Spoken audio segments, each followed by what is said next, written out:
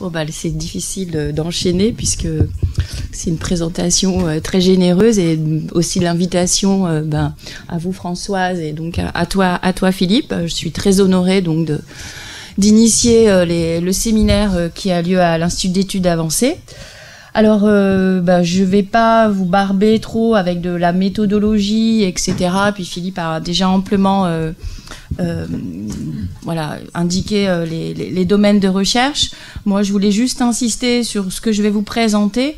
Ça suppose donc d'avoir plutôt comme perspective disciplinaire ce que j'appelle la socio-pragmatique, c'est-à-dire on ne regarde pas simplement passer des tweets qu'on collecte, comme on peut le faire dans, par exemple, des digital studies, c'est-à-dire on ne travaille pas que sur des pratiques numériques par le numérique, mais il s'agit d'utiliser aussi des méthodes plus classiques de sociologie dites interactionnistes, de supposer donc des entretiens, des observations, pour essayer justement de remettre en contexte les contenus numériques que l'on va analyser par ailleurs. Donc il y a un mix entre de la sociologie qualitative plus de l'analyse de production numérique, dans une visée qu'on dit sémio-pragmatique, puisque la sémio-pragmatique considère qu'une grande partie du sens, de la production de sens, est dans le contexte.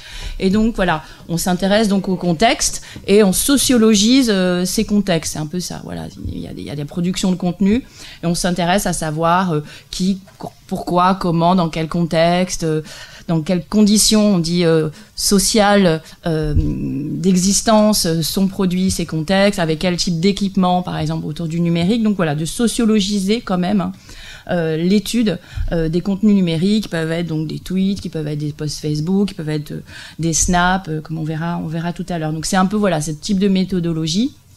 Donc, et ça n'empêche pas parfois d'avoir de big corpus, des corpus assez importants. Donc là, il y a aussi de l'aspiration, de la collecte de données massives, mais qui sont collectées massivement, mais analysées qualitativement, on va dire. Voilà, donc ça, c'est un petit peu l'orientation disciplinaire, donc pas plus de discussion là-dessus. Donc oui, en effet... Comme tu le disais, finalement, de tout le travail que j'ai pu mener, finalement, oui, ma fierté, c'est d'avoir co-traduit Donna Haraway avec donc Delphine Gardet, qui est historienne et qui a dirigé et cofondé l'Institut du genre à l'Université de Genève. Voilà, donc il travaille sur genre, technique et société, et puis Nathalie Magnan qui est décédée, qui avait été en fait la première traductrice du manifeste Cyborg de Donna Haraway, donc qui a repris sa traduction avec nous, et donc on a plusieurs textes de Donna Haraway qui est à l'origine une naturaliste, une primatologue, et qui s'est posé les questions de qu'est-ce que signifiait finalement produire de la science dans une perspective de genre. Donc en posant les questions de rapports sociaux de sexe dans la production du savoir, notamment des sciences et des techniques. Et son manifeste Cyborg, qui se termine ainsi, je préfère être un cyborg qu'une déesse, est souvent interprété aujourd'hui comme un peu le manifeste du transhumanisme. Donc il a une actualité et surtout une mésinterprétation, sachant qu'aujourd'hui Haraway travaille sur ce qu'elle appelle le Thulucène, donc c'est une réflexion sur l'anthropocène, mais justement renouvelée pour ne pas... évidemment, elle abonde dans les scènes, capitalocène, anthropocène, etc. Mais c'est justement pour essayer d'abandonner cette perspective et d'occuper ici et maintenant ce que Latour appelle aussi des terrains de vie. Donc voilà, donc prochainement, il y a son travail sur le Thulucène qui va être traduit et qui réfléchit à ce qu'on appelle le making king, c'est-à-dire comment faire société, comment faire du lien dans une planète endommagée. Voilà, donc il y a une actualité, mais on ne l'a pas traduit. Mais voilà, le travail de Donna Haraway se poursuit encore aujourd'hui, et donc je vous invite à le lire. Donc je vous ai mis aussi ce petit objet là. Donc ça a un rapport aussi à une partie plus associative de mon travail, mais qui rejoint bien sûr la question du numérique et des nouvelles écritures, puisqu'il s'agit dans le cadre d'une association qui s'appelle Labo Citoyen, de développer ce qu'on appelle des capteurs environnementaux, donc par exemple des capteurs d'électricité ou des capteurs de pollution de l'air intérieur ou extérieur, atmosphérique, comme on dit. Donc de développer des capteurs environnementaux à faire soi-même ou à réaliser ensemble, notamment dans des espaces un peu expérimentaux qu'on appelle les Fab Labs, par exemple. Et donc, pour que, par exemple, des habitants d'un quartier ou d'un immeuble puissent connaître leur consommation en temps réel électrique, donc c'est ce qu'on a mené comme expérimentation à Paris dans 30 familles qui étaient donc logées dans un habitat social géré par ICF La Sablière. Et donc, le capteur a été réalisé par les habitants. Et là, avec une association... un collectif, parce c'est l'association qui héberge, c'est mon association qui héberge la partie un petit peu administrative, mais avec un collectif Air Citizen, donc composé de physiciens, de chimistes, de géographes, climatologues, qui donc est un collectif Air Citizen. Donc on reprend cette idée, mais autour de la pollution de l'air, voilà. Et on a par exemple, et alors à ce titre, avec l'association Labo Citoyen, j'étais en résidence l'année dernière au Carrefour numérique de la Cité des Sciences, et donc on a mené avec à la Cité des Sciences des ateliers de fabrication du capteur de pollution que vous voyez ici. Et on a réalisé des cartobalas et on s'est promené tout autour de la Cité des Sciences à Paris pour justement mesurer la pollution et comprendre un petit peu le pourquoi d'une concentration dans une rue en particules fines. Donc là, on est sur des particules fines, et puis on peut aussi développer des capteurs de NOx, qui sont les dioxydes d'azote générés aussi par la combustion, en fait, voilà, de l'essence dans l'air. Voilà, donc ça, ce sont tous les ateliers qu'on peut mener. Donc ça, ce sont les capteurs que l'on peut faire fabriquer avec les habitants. Voilà. Et ça a à voir avec le numérique, l'écriture numérique, parce qu'on génère des données. Et les données, on peut justement les mettre en scène pour qu'elles soient comprises et mieux appropriables par ceux qui ont produit les capteurs ou ceux qui se sont promenés avec le capteur. Donc, ça pose la question, tout simplement, de la mise en scène de ce nouveau type de contenu qui sont des données issues des capteurs mobiles, vous voyez. Donc, souvent, ces capteurs, on peut les appairer avec des applications mobiles. On peut avoir des graphes, des cartes, d'accord ?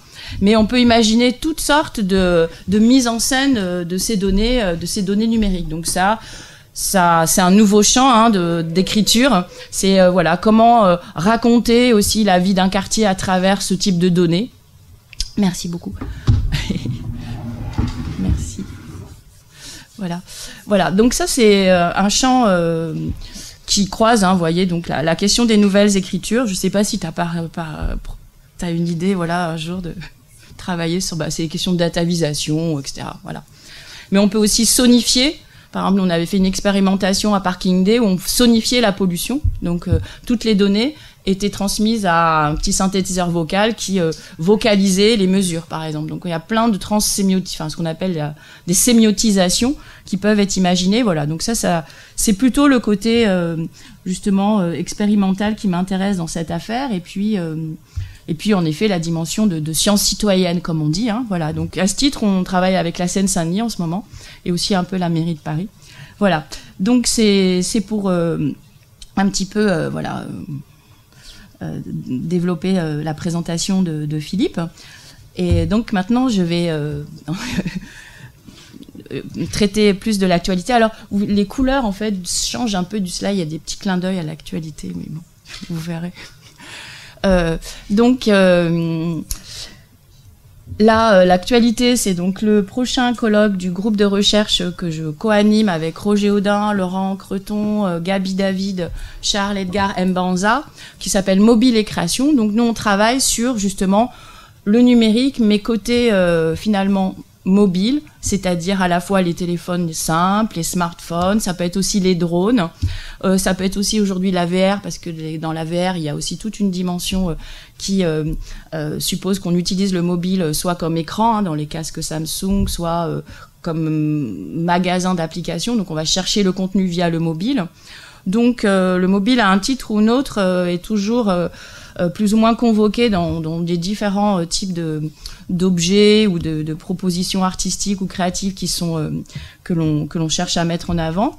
Et donc là, pour le prochain colloque, donc c'est notre 7e colloque, on va donc travailler autour de cette pratique très très massive en fait de photographie de l'alimentation, de la nourriture. Quand vous allez au restaurant, il y a une partie beaucoup d'aujourd'hui de personnes qui vont finalement prendre plus de temps à photographier leur plat que manger, et donc et alors les restaurateurs se sont un petit peu emparés de cette affaire, voilà, donc ça donne lieu à tout un ensemble de pratiques, à la fois chez des professionnels, chez justement des usagers du mobile, et nous on a voulu interroger alors d'abord l'origine féministe en fait du terme food porn, parce que le food porn ça désigne en fait la sexualisation de la publicité dans les années 80.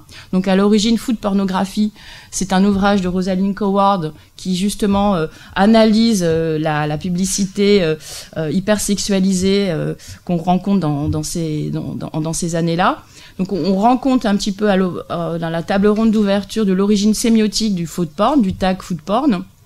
Et donc ça, c'est l'apéritif. Et en dessert, champagne et compagnie, on termine le lendemain en mettant en avant des initiatives qui sont des ubérisations de l'ubérisation, Uber Eats, Deliveroo, parce que il y a tout un mouvement qui se développe aujourd'hui qu'on appelle le coopérativisme de plateforme, qui consiste justement à développer d'autres types de logiciels, par exemple, autour des applications qui mettent en relation des restaurateurs, des clients et des coursiers qui vont apporter la nourriture.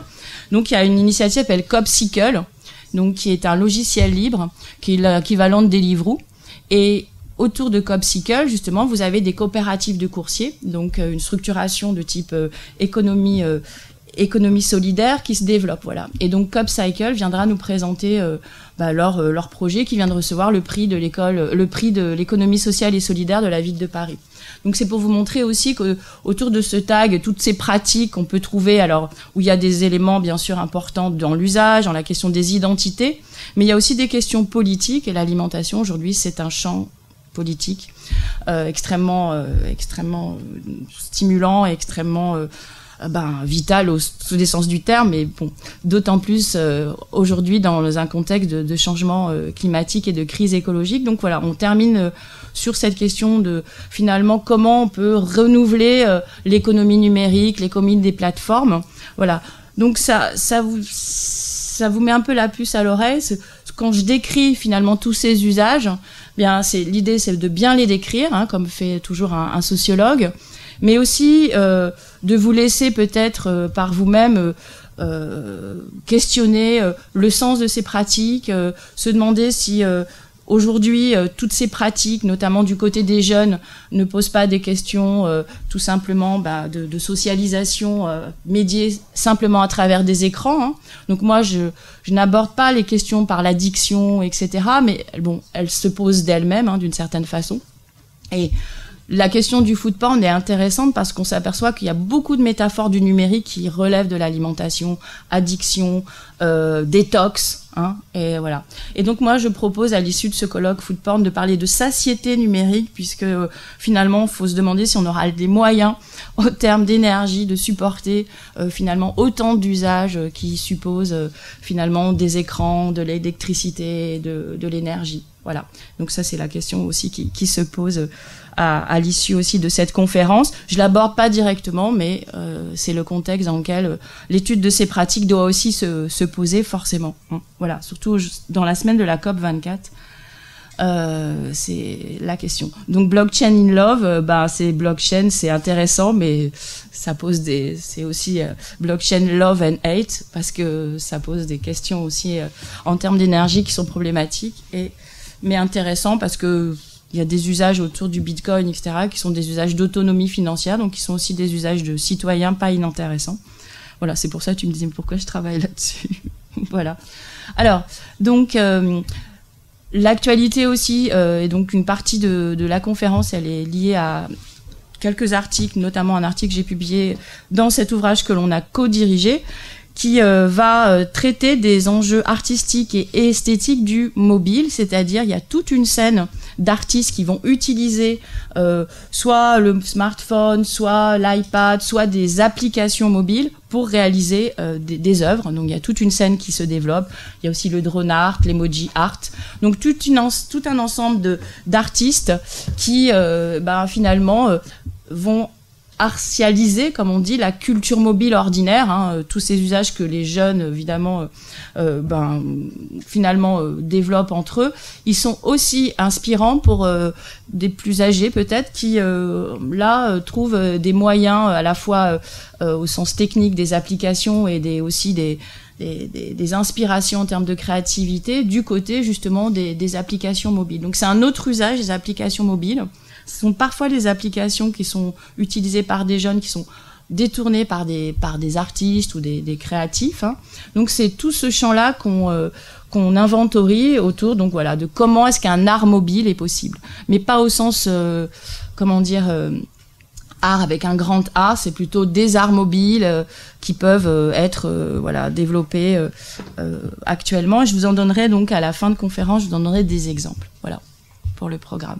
Alors, là, je vais prendre de l'eau. La conférence, elle est donc en 2 parties. Elle est basée à la fois sur... Elle est basée à la fois sur l'étude d'usage, on va dire, créatif, récréatif. Donc, c'est plutôt autour des plus jeunes que j'ai ethnographié certains types d'usages et de pratiques. Et puis la deuxième partie, c'est justement autour des artistes du mobile, de vous montrer quelques exemples. Donc on passe un peu du récréatif au créatif, voire l'artistique un peu plus intentionnel. Il n'y a pas de hiérarchie dans cette affaire. Je pense que c'est une question que Philippe va sûrement me poser. Donc, comment on passe du récréatif, du créatif à l'artistique, hein. Est-ce que y a des hiérarchies, comment penser ce continuum ou pas. Mais voilà, donc c'est un peu ce type de deux aspects que je vais traiter autour de ce qu'on peut appeler la culture mobile, quand la culture mobile devient un art avec des questions, est-ce que c'est un art au singulier, etc. Alors, le mob texte, pour moi, c'est l'équivalent de ce qu'on appelle l'hypertexte pour le web. C'est-à-dire qu'on a tendance à, quand on travaille sur les écritures dites numériques, à pas du tout s'intéresser à la matérialité, en fait, du dit numérique, d'accord ? La matérialité au sens du fait qu'en effet, ça suppose des matériaux pour la fabrication, mais aussi la matérialité dans l'usage, c'est-à-dire qu'il y a des terminaux et un ordinateur, c'est pas complètement un mobile, que ce sont pas les mêmes contextes d'usage, ce sont pas les mêmes types de contenus, ce sont pas forcément les mêmes acteurs. Les infrastructures, c'est des réseaux mobiles, c'est pas complètement les fournisseurs d'accès Internet. Bon, finalement, subsumer le mobile dans un vaste numérique, c'est finalement indifférencier des contextes d'usage, indifférencier finalement des formes culturelles qui sont un peu spécifiques au mobile. Voilà. Et donc c'est pour cette raison que je me suis un peu spécialisée donc sur la question des téléphones mobiles depuis un moment. Et puis les inventorier en tant que tels, ces usages et ces pratiques du mobile. Et c'est pour cette raison que j'étais amenée à finalement délimiter une notion que j'appelle le mob text pour essayer de spécifier la textualité en fait qui s'invente à travers les échanges, les interactions qui vont utiliser à la fois les mobiles comme écran, mais aussi comme stylo. C'est ça qui est important, c'est que finalement on a un écran qui est à la fois un écran qui permet de visionner, mais aussi un écran qui permet de photographier, qui permet d'écrire, d'accord ? Et donc on a un outil biface qui est pas inintéressant, notamment, ça c'est vraiment la leçon des derniers événements. Une grande partie de ce que vous entendez, vous voyez autour du mouvement des Gilets jaunes est issue de prises de parole par des citoyens qui vont en selfie et vidéo finalement expliquer pourquoi il faut se mobiliser, pourquoi il faut finalement adopter le gilet jaune. Et donc si vous regardez, c'est un mouvement social qui est complètement finalement véhiculé par la culture mobile. C'est souvent en mobilité, vous avez beaucoup de vidéos qui ont été tournées dans les voitures, etc. Et dans les vidéos de toutes les violences qu'il y a eu à Paris ce week-end, vous avez aussi des vidéos qui montrent des CRS, il y en a une qui circule en ce moment, des CRS qui sont à 6 en train de frapper un manifestant qui est à terre, et donc le commentaire, je sais pas si je l'ai, mais le commentaire de la vidéo, c'est quand même pratique. Le smartphone, ça te permet quand même de donner à voir des choses, des événements qui devaient jusqu'alors rester cachés. Donc il y a quand même cette dimension, voilà, qu'on donne un peu à tout à chacun, un outil de prise de vue, de prise de parole, et que cet écran, moi j'appelle écran scripteur ou caméra stylo, c'est un outil assez puissant au sens de donner aussi du pouvoir, sachant qu'il est extrêmement répandu dans le monde et que quand je travaille sur le MockText, c'est pas forcément les contenus issus du dernier iPhone. Je sais même plus. J'ai cru comprendre qu'on était au 11. J'avais raté un épisode, mais c'est pas forcément le dernier smartphone à la mode qui est en jeu ici. Ça peut être des téléphones tout simples à travers lesquels on peut, via simplement du SMS, se donner rendez-vous à un rond-point pour manifester. On n'a pas besoin de parfois plus de sophistication technique que ça. Voilà. Donc, essayez quand même de spécifier cette textualité mobile. Alors là, j'ai une collègue qui travaille sur l'agir par l'image. Alors, moi, ça m'intéresse beaucoup que nous échangions, parce que mon hypothèse, c'est que on n'a pas, malgré l'apparence d'une culture mobile qui serait extrêmement visuelle, eh bien, on a plus affaire à ce qu'on pourrait appeler une seconde visualité.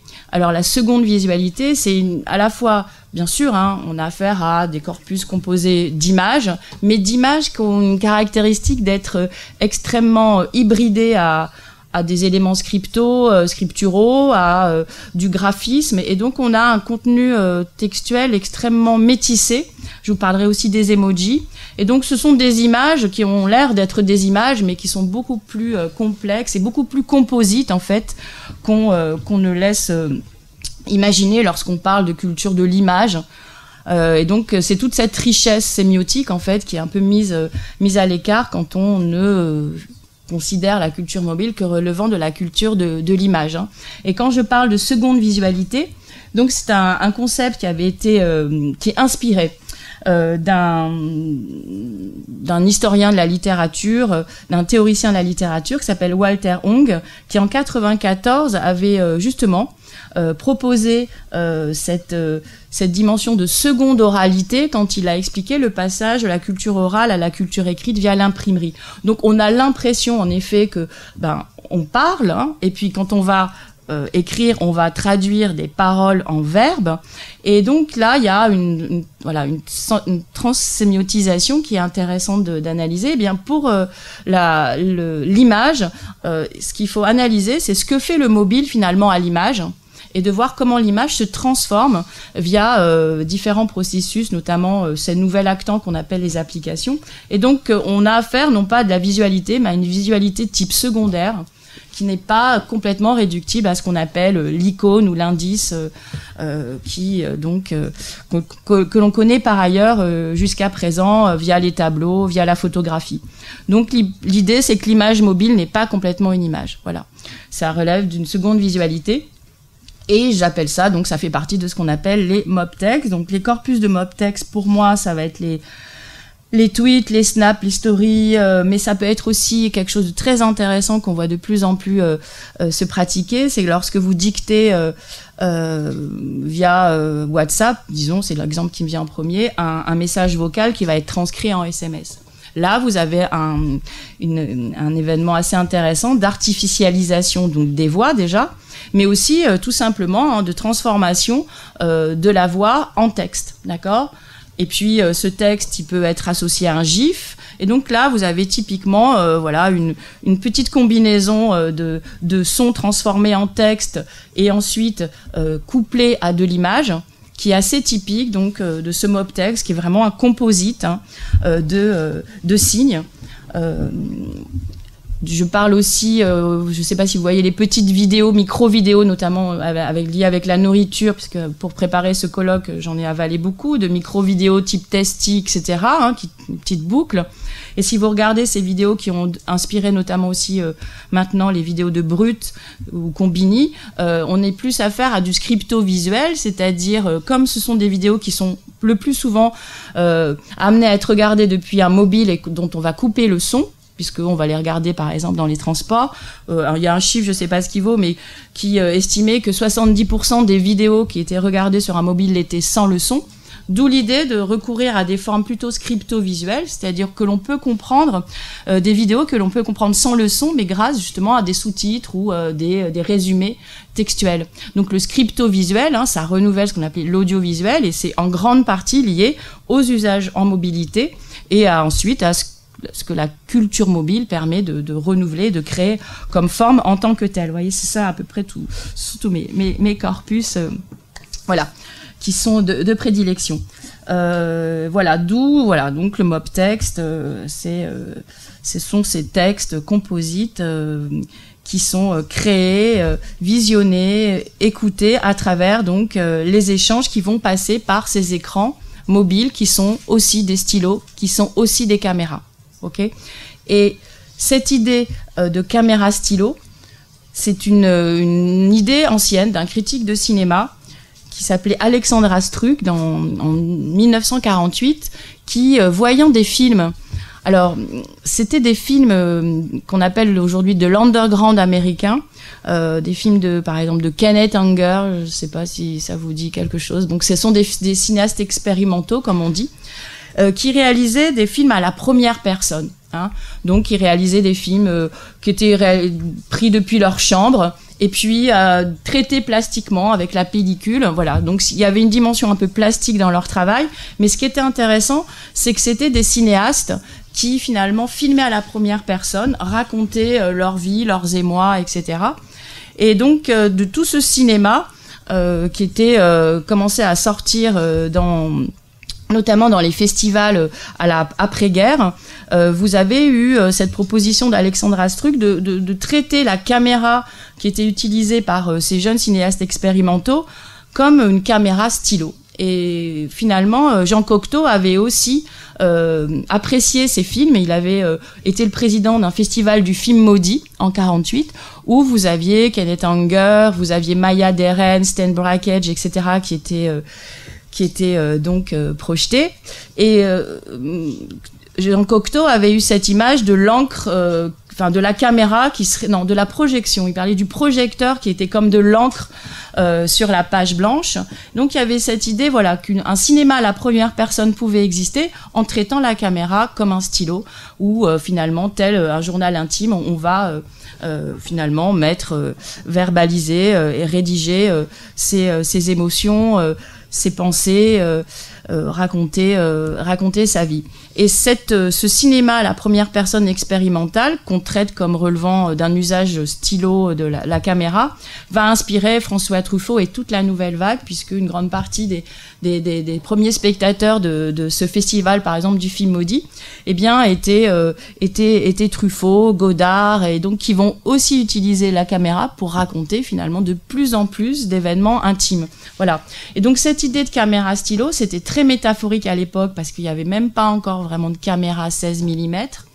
Donc on était quand même sur des instruments techniques de prise de vue assez volumineux. Et aujourd'hui, on peut se dire qu'avec le smartphone, techniquement, on a réalisé on a concrétisé cette métaphore de la caméra stylo, et on a réalisé en fait le vœu de Jean Cocteau on puisse écrire finalement ses rêves avec une caméra qui permettrait finalement d'exprimer nos pensées. Et alors aujourd'hui, donc avec ce mobile qui est une caméra stylo, qui est un écran scripteur, on s'aperçoit en effet que l'on va agir par l'image, on pourrait dire, mais on va surtout agir, bien sûr, sur le monde, en montrant par exemple des manifestants se faire frapper par des CRS, mais on va aussi agir sur soi. Et il y a tout un pan d'usage moi j'appelle les pratiques agentives du mobile, c'est-à-dire de finalement, à travers l'expression d'un état intérieur et la publication de cet état intérieur, eh bien, ça va permettre d'agir sur soi. Donc, il y a tout un corpus de mob texts que j'attrape via des tags team insomniaque ou il y a tout un ensemble de corpus autour de l'ennui à l'école, par exemple. Qui sont des tweets, des gifs, etc., qui sont pris par des collégiens, des périscopes. Je sais pas si vous connaissez cette application qui, pendant les cours, on filme le prof ou on est en train de se filmer en selfie pendant qu'on est plus ou moins en temps de s'ennuyer ou vaguement écouter le professeur. Et donc, tous ces usages, c'est une façon finalement d'exprimer un peu un état intérieur, de l'extérioriser, donc de l'exprimer, comme on dit, à travers une forme, et ça finit par agir sur soi, puisque on s'est ennuyé, on l'a exprimé, on ne dort pas, on a raconté qu'on dormait pas, et ce faisant, on a peut-être sur Twitter rencontré d'autres insomniaques, on a commencé à discuter avec eux, résultat, on dort encore moins, mais bon, vous voyez, donc ça, ce sont des pratiques où, en effet, on agit par une image de type réinventée, et on agit sur soi, et pas seulement sur les autres, vous voyez. Et donc, c'est cette hypothèse que le mobile est aussi un média de la voix intérieure. C'est-à-dire, ça permet de communiquer aussi avec soi-même, là où on pense qu'il est d'abord issu d'un processus d'innovation qui consiste à communiquer à distance, puisque le mobile, ça vient tout simplement du téléphone. C'est vraiment la filière radio-communication qui est en jeu là.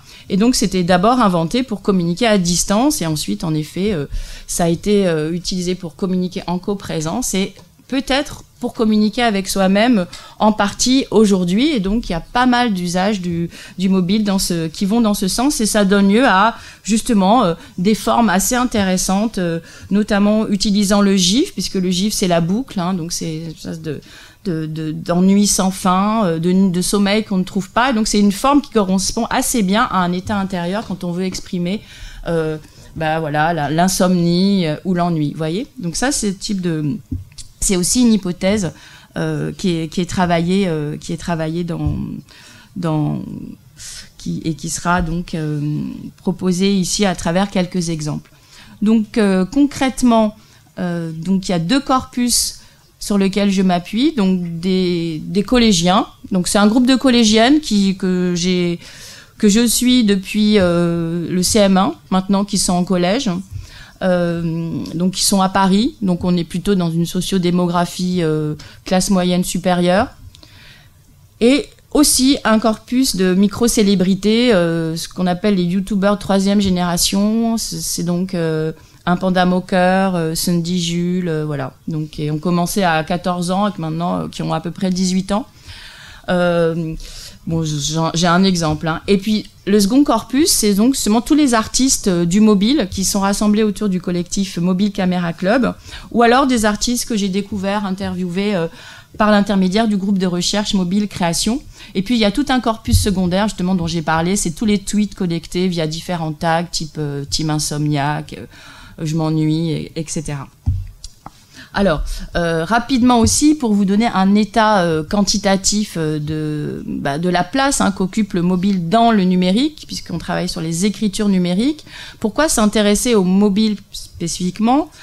Parce qu'aujourd'hui, finalement, vous avez plus d'usage, notamment de l'Internet, qui est effectué depuis donc un smartphone, puisque vous êtes à 42% d'après la dernière enquête du CREDOC, qui suit depuis 10 ans ce qu'ils appellent la diffusion des technologies de la communication dans la société française. Donc vous avez aujourd'hui 42% de connexions Internet qui se font par l'intermédiaire du smartphone. Donc vous avez un accès à Internet, donc vous avez un accès au web, comme on dit, et vous avez également tout ce qui relève de la culture mobile via les applications. Donc vous avez finalement 2 champs d'études et 2 champs de pratique qui sont aujourd'hui rassemblés dans un smartphone, d'accord ? Des applications endogènes, voire des fonctionnalités natives, plus des possibilités de vous connecter à Internet et donc notamment à faire de la recherche sur le web, etc. Donc c'est ce qu'on appelle la bascule mobile. C'est-à-dire la France a été longtemps un pays où finalement il y avait encore un accès similaire entre smartphone et ordinateur. Il y a des pays dans le monde qui ont d'emblée eu un accès par le mobile, ce qu'on appelle les pays Internet only, d'accord, type typiquement le continent africain où il n'y a pas eu d'infrastructures fixes qui ont été développées. Donc le mobile a tout de suite été finalement la technologie de communication. C'est ça qui est intéressant. Donc en France, voilà, depuis 2 ans, vous avez cette bascule qui est en train de se réaliser. Aux États-Unis, c'est en 2014 que vous avez la bascule. En 2014, aux États-Unis, on passe plus de temps devant un mobile que devant la télévision, par exemple, dès 2014. Voilà.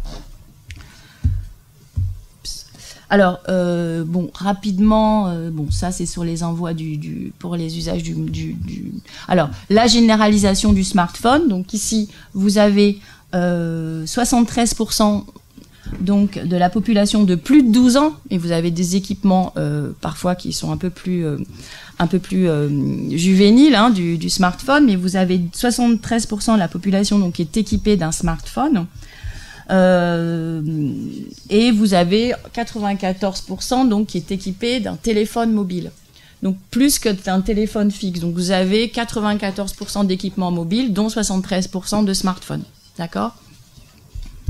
Et ensuite, 81% d'équipements en ordinateur, 44% en tablette et 85% de la population qui est équipée d'un Internet fixe. Donc pas un Internet auquel on accède via le mobile, mais un Internet auquel on accède via, par exemple, ce qu'on appelle une box, voyez. Mais parfois, vous avez les deux, donc voilà.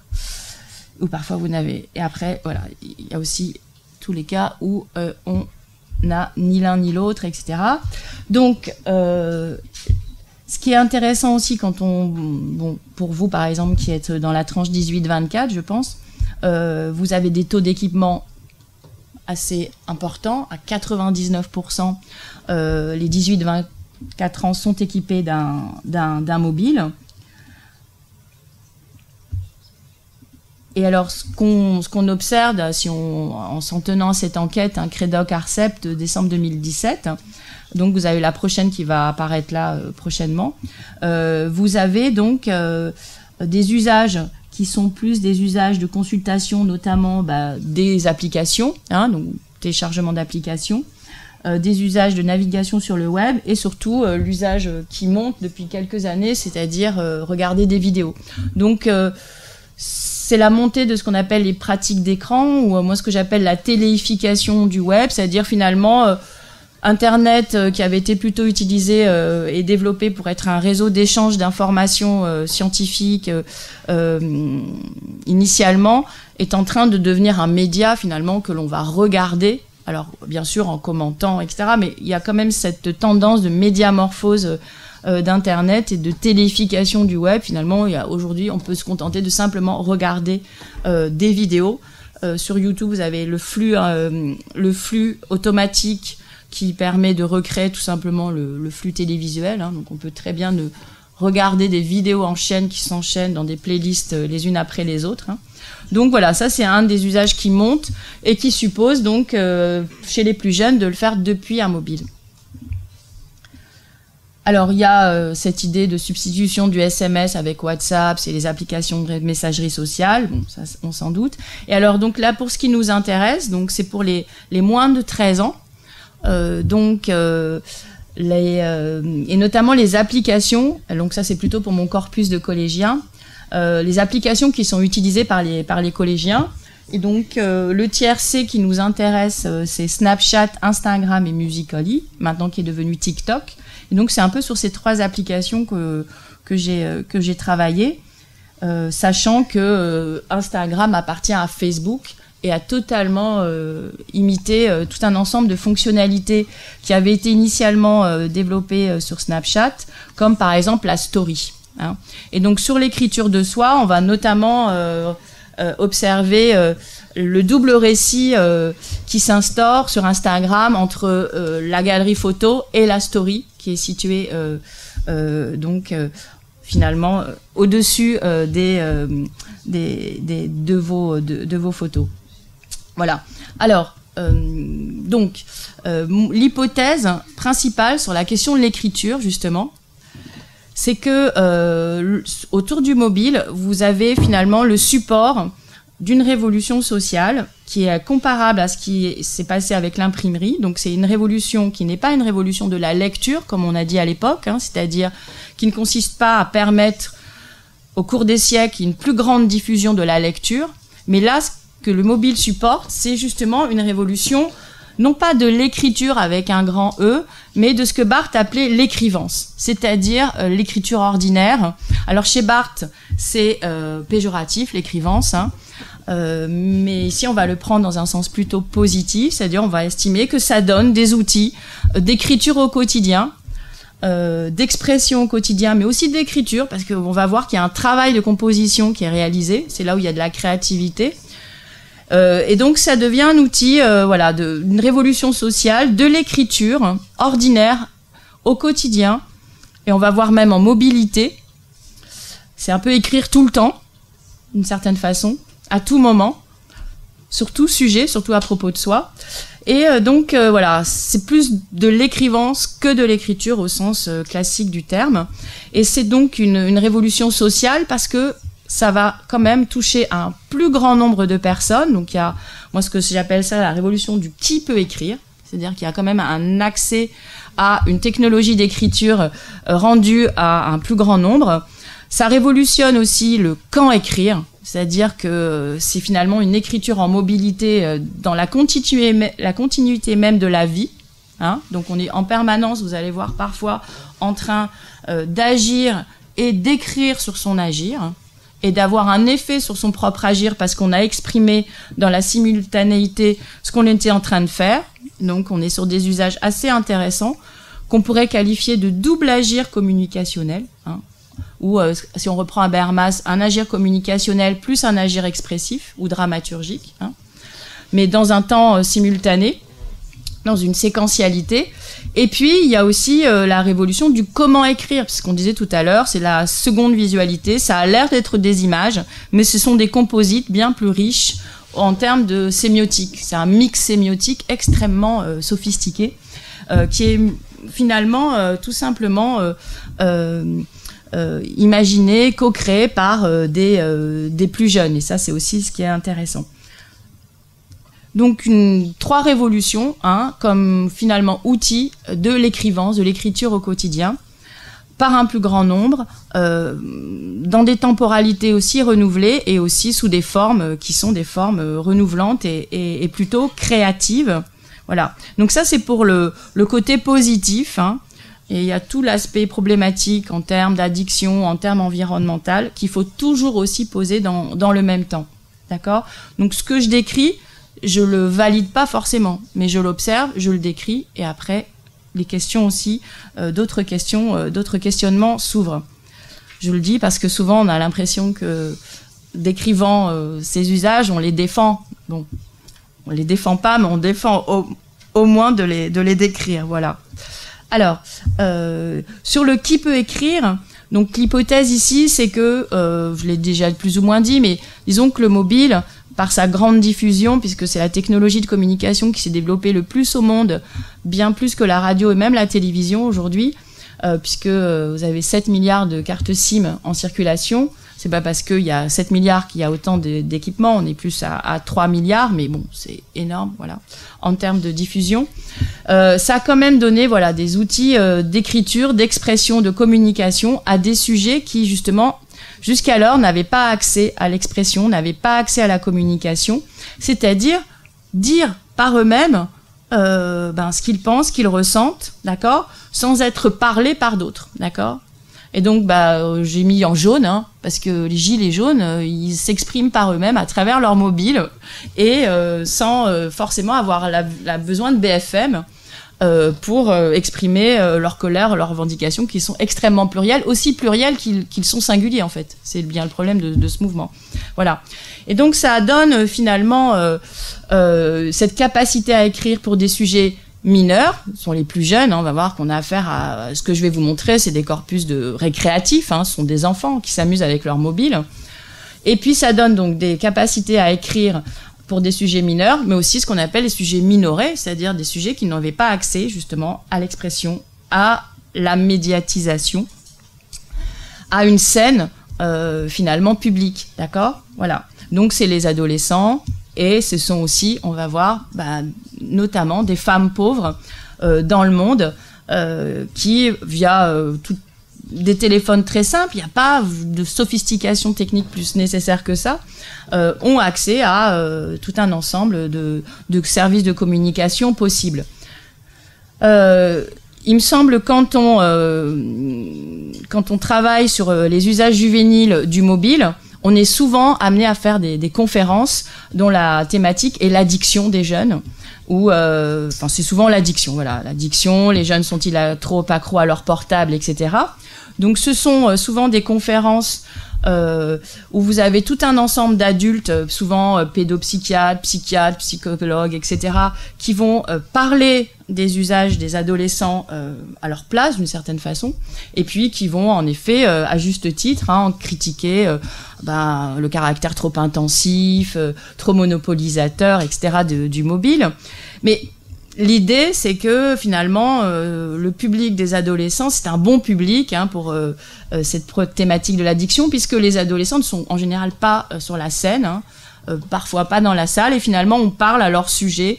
Et c'est un peu cette idée que des adultes, finalement, voient la subjectivité de leurs propres enfants s'exprimer de façon assez créative, de façon assez émancipée, et que finalement ces paroles échappées des mobiles terrorisent un peu les parents, les adultes, qui vont ensuite développer tout un arsenal psychopathologisant autour de ces usages mobiles.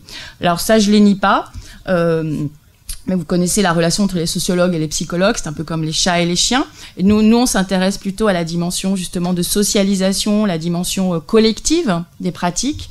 Donc ici, il ne s'agit pas d'avoir une vision psychopathologisante, c'est plutôt de travailler sur la forme, les formes culturelles, les formes d'écriture que l'expression publicisée, extimisée des adolescents revêt, sans les juger, les taxer par avance, voyez, de pratiques addictives, etc. Donc de ne pas avoir un jugement normatif, mais ça n'empêche pas que vous en ayez un par ailleurs et qu'on se pose la question. Mais d'emblée, pas forcément aborder ces pratiques du point de vue de la psychopathologisation, mais travailler plutôt justement les écritures qui sont un peu expérimentées autour de ces pratiques juvéniles. Alors, sur les femmes pauvres, pourquoi je parle ici des femmes pauvres? Parce que quand on s'intéresse à l'histoire du mobile, c'est une histoire culturelle qui est en jeu aussi. Puisque vous le savez peut-être, mais quand Martin Cooper, qui est celui qu'on dénomme un peu le père du téléphone, imagine un téléphone mobile, c'est-à-dire un téléphone sans fil, et qu'il le produit avec ce qu'on appelle le Dynatec chez Motorola, lorsqu'il invente son téléphone mobile, il dit souvent s'être référé au communicateur du capitaine Kirk dans Star Trek, d'accord? Donc souvent, c'est vraiment le cas encore aujourd'hui, les développeurs, les ingénieurs, ils développent dans un imaginaire technicien, comme on dit, qui relève un peu de la science-fiction, d'accord? Donc en gros, ils imaginent des technologies pour des aliens. Et il se trouve que, par le biais de tout un ensemble de processus socio-économiques, les premiers usagers du téléphone mobile, outre les traders de Wall Street qui ont été mis en scène dans le cinéma, les premiers usagers dans la vraie vie, pas seulement au cinéma et pas seulement à Wall Street, parce que c'est peut-être pas forcément la vraie vie, mais bon, dans la vraie vie, ont été aussi donc d'autres aliens, qui sont les agricultrices du Bangladesh, par exemple, avec un programme d'équipement fort critiquable par ailleurs, de téléphone. Donc c'est le programme Grameen Phone Ladies, donc c'est la fondation Grameen, qui est une fondation de microcrédit, qui a permis à des agricultrices d'acheter des téléphones mobiles et de louer des minutes de téléphonie, d'accord? Et ça, c'est un programme qui date de 97. En France, quand on regarde l'adoption du mobile en 97, on est vraiment sur des taux d'équipement extrêmement bas, et surtout, ça s'adresse pas forcément aux agricultrices les plus pauvres de France à l'époque. Donc ça, c'est intéressant de voir que c'est la leçon des usages du mobile, c'est que les innovations, elles ont quand même eu lieu dans les pays du Sud. Et c'est ça qui est intéressant aussi dans cette technologie. Elle est à la fois globale et une partie de services innovants sont issus des populations les plus pauvres. Parce que ces minutes de téléphonie mobile, finalement, ça a fini par s'échanger. Donc il y a eu un troc de téléphonie, de minutes de téléphonie, et ça a inspiré l'idée qu'on pourrait imaginer une monnaie mobile. Et la monnaie mobile, elle a été en effet proposée au Kenya en 2016. Ça s'appelle le service M-Pesa, d'accord, qui permet justement d'avoir des transactions financières par l'intermédiaire du mobile. Alors, il y a du cash, hein, puisqu'on va à des comptoirs M-Pesa pour retirer l'argent, mais les transactions, l'envoi et la réception, ça va transiter par le mobile, et c'est surtout parfois la carte SIM qui va permettre l'identification. Après, c'est porté par M-Pesa, par une fondation de téléphonie mobile Vodafone, d'un opérateur, et Western Union qui prend énormément de frais. Okay, c'est pour ça qu'aujourd'hui, vous avez tout un ensemble de disruption de la monnaie mobile M-Pesa par le Bitcoin, par exemple, parce qu'il n'y a pas de frais de transaction dans Bitcoin. Et donc, même M-Pesa a développé un service utilisant Bitcoin pour les transactions, d'accord, donc de s'échanger des Bitcoins par le mobile. Ça résout pas les problèmes de climat, ça aussi. Vous voyez, il y a toujours de l'ambivalence dans tout ce que l'on peut développer à ce sujet. Il faut toujours en avoir conscience. Mais voilà, c'est pour vous dire que les premiers usagers, c'était des aliens, et c'était des usagères, et c'était des femmes pauvres, et que finalement, à travers ce programme de Grameenphone Ladies, de location de minutes de téléphonie, vous avez un service innovant d'inclusion financière qui a été développé à travers la monnaie mobile. D'accord ? Et donc ça, c'est finalement utiliser son mobile pour échanger de l'argent, ça ne s'était jamais fait. On échangeait en effet des paroles, mais pas de l'argent. Donc on n'était pas dans de la transaction, on était dans des interactions, mais pas dans la transaction. Et donc là, ça a été porté dans les pays, par les pays du Sud, et ça c'est intéressant. C'est ce qu'on appelle des innovations endogènes, propres justement à des populations. Et là, c'était le problème de la bancarisation, qui était quasi inexistante, puisque quand M-Pesa se monte, on est à 5% de bancarisation en Afrique, c'est-à-dire d'accès à des services financiers par les populations les plus pauvres. Ensuite, autour de ces usages en Afrique, vous avez la M-Santé qui s'est développée. Aujourd'hui, on pense que les objets connectés, c'est le début de la M-Santé. Non, ça commence aussi dans les années 2000, via des téléphones tout simples et par des SMS. Voilà. Donc, ça élargit donc le qui peut écrire, qui peut accéder à l'expression, à la communication, voire à des transactions de type aujourd'hui de type financier. Alors, chez les plus jeunes, donc il y a les sujets minorés. Chez les plus jeunes, vous avez cet équipement dans votre tranche d'âge à plus de 99%. Chez les plus jeunes, vous avez vraiment cette fonction de compagnon d'existence du téléphone qui est explicitée notamment à travers un tag. Donc ça, c'est la recherche par tag qui s'appelle, il y a plein de tags possibles, il s'appelle What in my phone. Et donc, en mars 2018, parce qu'il n'y a plus de statistiques depuis, parce que ça a tellement explosé, je ne sais pas pourquoi, mais il n'y avait plus de statistiques, ça s'est arrêté à 70 millions de vidéos autour du tag What in my phone. Et donc, je vous avais préparé rapidement un exemple, deux extraits de la vidéo, de ce qu'on appelle deux vidéos illustrant le tag What in my phone. Donc, vous avez Cindy Jules, donc c'est lui, hein, donc il y a un YouTuber qui a aujourd'hui 18 ans, mais qui a commencé vers l'âge de 14-16 ans à raconter sa vie, etc. Et qui a réalisé un What in my phone. Et bon, je vous en montre juste un extrait. Et ensuite, je vais vous montrer aussi un exemple d'imitatrice, hein, d'une petite jeune fille qui va également proposer un What in my phone. Donc, je vous mets juste le début de l'un et l'autre. Voilà, donc bon, le principe hein, ici, donc c'est proche de ce qu'on appelle aussi les déballages, les unboxings. Donc il a un nouvel iPhone et ensuite il va déplier tous ses usages d'applications avec souvent un grand renfort de citations, de marques. Et donc là on est dans l'économie de l'influence, c'est-à-dire vous avez Cindy Jules qui est devenue ce qu'on appelle un influenceur, une micro-célébrité et qui devient un ambassadeur de marque, donc à travers lequel donc tout un ensemble de marques et de services sont parlés, sont proposés, sont promus. Hein, donc voilà. Je voulais juste vous montrer donc un extrait d'une imitatrice parce que ce qui est intéressant, c'est que justement l'influenceur est aussi un modèle. Voilà.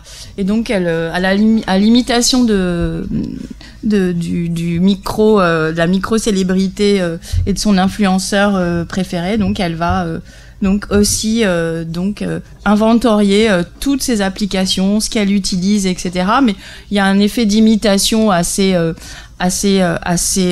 remarquable, et puis surtout avec d'autres moyens, on sent que le son est moins bon, c'est tourné à l'iPod, etc. Bon, c'est intéressant de voir justement ce mécanisme de mimétisme qui est aussi à l'œuvre, mais vous l'avez pour toutes les vidéos. Bon, ça c'est un autre sujet, mais toutes les vidéos YouTube sont imitées depuis l'influenceur jusqu'au plus jeune.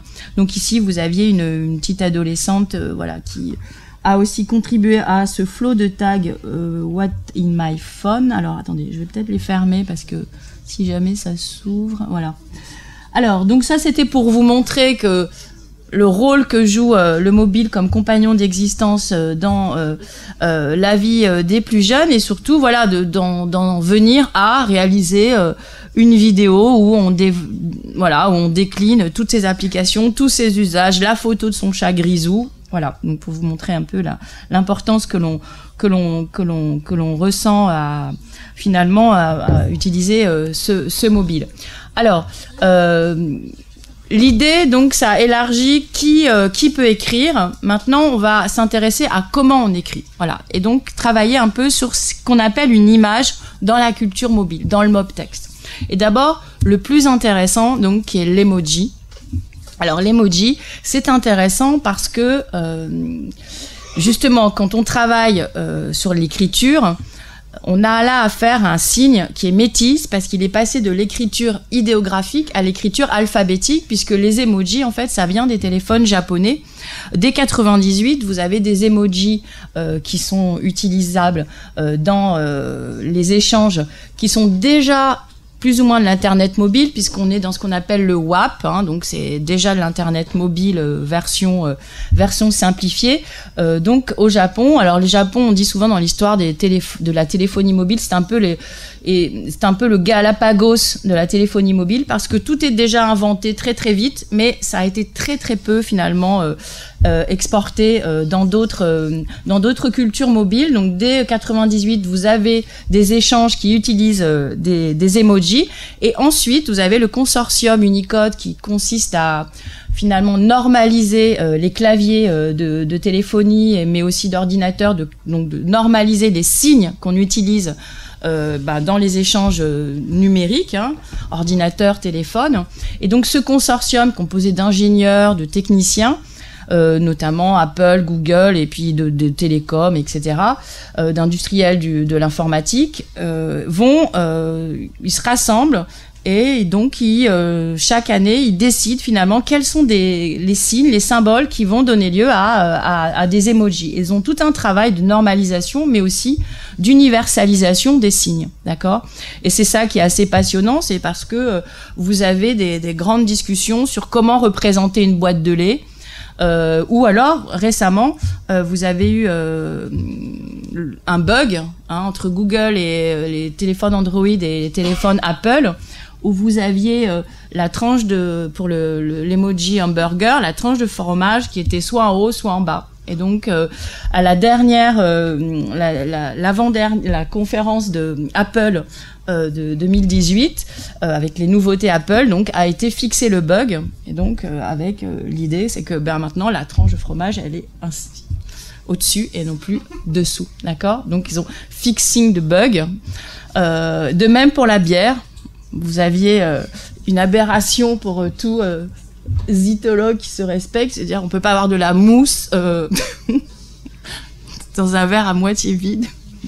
Donc le bug avait été fixé. Et ce qui est incroyable, c'est que donc ils ont donc ouvert leur conférence par les bugs autour des emojis et la façon dont Android Et Apple s'était disputé et les usagers d'Apple et d'Android s'étaient disputés au sujet de ces emojis. Et donc, pour montrer à quel point c'était un sujet d'importance dans ce monde de la tech, entre notamment Google et Apple. Donc, depuis... alors, ce qui est intéressant, c'est que en 2013, vous savez, on parle souvent des mots qui sont consacrés comme mots de l'année par l'Oxford English Dictionary. Et donc, en 2013, c'était le terme selfie qui avait été consacré mot de l'année. Et en 2014, ça va être le mot emoji. Et l'année suivante, c'est le cœur même, l'emoji cœur, qui sera le mot de l'année. Donc, en 2015, c'est pour la première fois, c'est un emoji qui est le mot de l'année. Et pourquoi un mot? Bah oui, l'emoji, c'est un mot image, hein, ça vient de l'idéogramme, et donc d'écriture idéographique. Donc oui, c'est un mot qui est un mot image qui finalement a migré sur les claviers du monde entier, et c'est universalisé. Et ici, donc, c'est un exemple d'un reportage qui a été réalisé, je crois, par France Inter, un journaliste qui a suivi une famille syrienne dans son exil, et qui continue à communiquer via WhatsApp avec la famille ou des amis restés en Syrie, et ils vont utiliser des emojis fixés qui sont des emojis qui sont donc fixés établis par Unicode comme pouvant être utilisés. Donc ils ont un caractère universel. Ce qui est intéressant, c'est que c'est la syntaxe en fait qui a étudié ici, puisque on a observé que la syntaxe de la langue maternelle est ce qui permet finalement de codifier l'usage de l'emoji. Donc on place l'emoji en général dans la suite de mots de sa langue maternelle. Donc l'ordre syntaxique de la langue maternelle est respecté dans la juxtaposition des emojis. Donc il y a linguistiquement, c'est un champ d'études assez stimulant, je pense, quand on est sociolinguiste. Alors, il y a beaucoup de détournements autour des emojis. Vous avez aussi beaucoup d'enjeux identitaires, donc ce qui a fait que le consortium Unicode est régulièrement finalement interpellé pour le fait de finalement d'être un comité d'hommes blancs, techniciens, etc. Donc il y a eu notamment les Africains qui, pour faire en sorte qu'Unicode métisse et noircisse sa palette de peau, avait créé en 2014 les Ujo, donc une plaque d'emoji avec donc des faces noires. Ce qui a amené ensuite le consortium à proposer 6 palettes de tons pour les visages et les mains et les pouces, etc. Donc on voit bien que c'est le siège aussi d'enjeux identitaires.